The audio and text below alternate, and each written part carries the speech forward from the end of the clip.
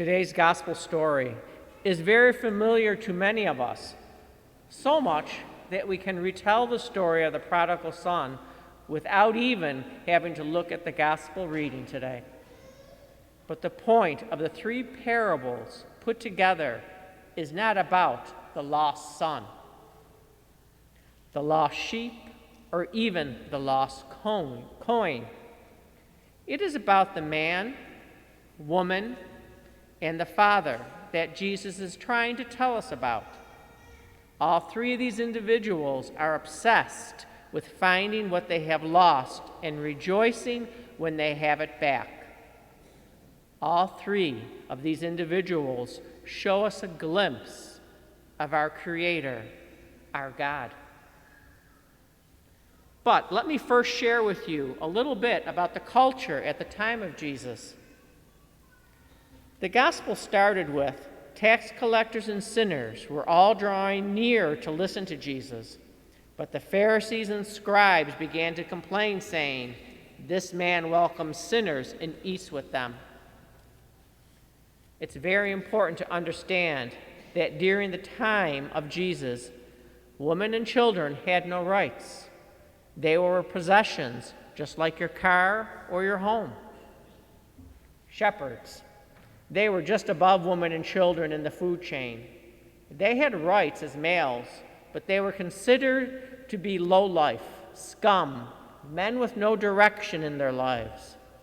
To ask the Pharisees and scribes to identify with them would be like asking any one of us to identify with gang members or criminals, whether they were male or female.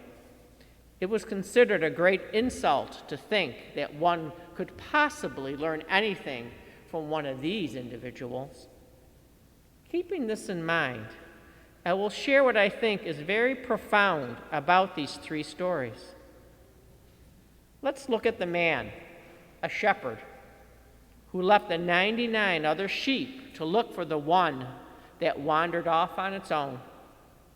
In his search for the lost one, the man would have to travel deep ravines, steep hillsides, and search dangerous caves, all while keeping an eye open for predators who might be after him. After finding the lost sheep, the man would have to carry the 60 or 70-pound animal on his back to where the other sheep were gathered.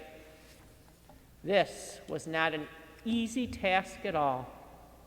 The point is that the shepherd utilized extreme effort, sacrifice, dedication, drive, and passion just to find the one lost sheep.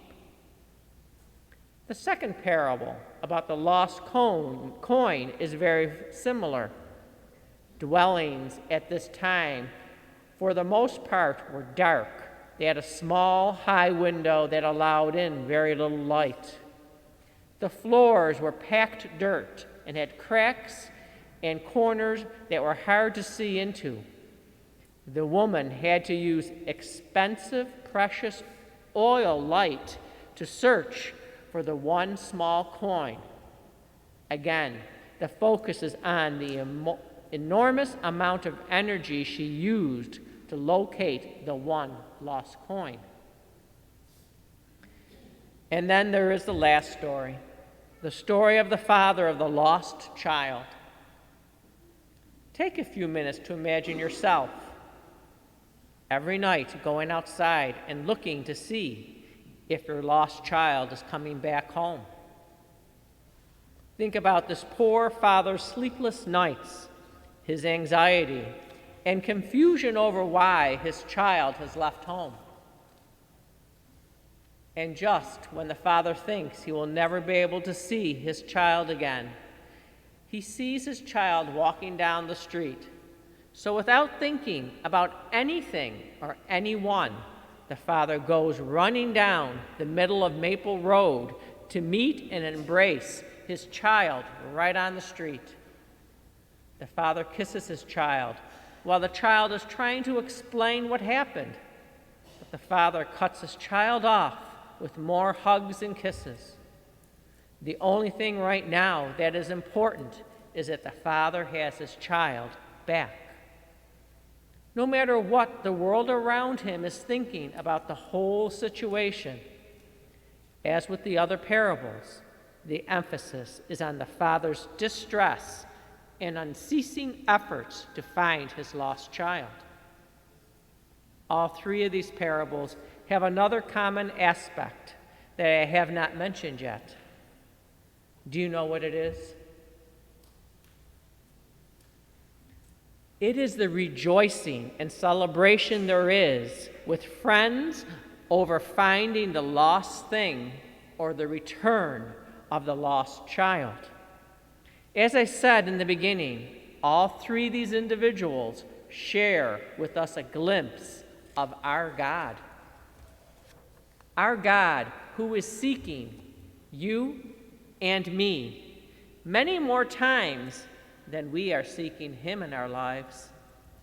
This glimpse shows us how obsessed our God is with each one of us, how anxious he is, and what a nervous wreck he is until our God has us home with him.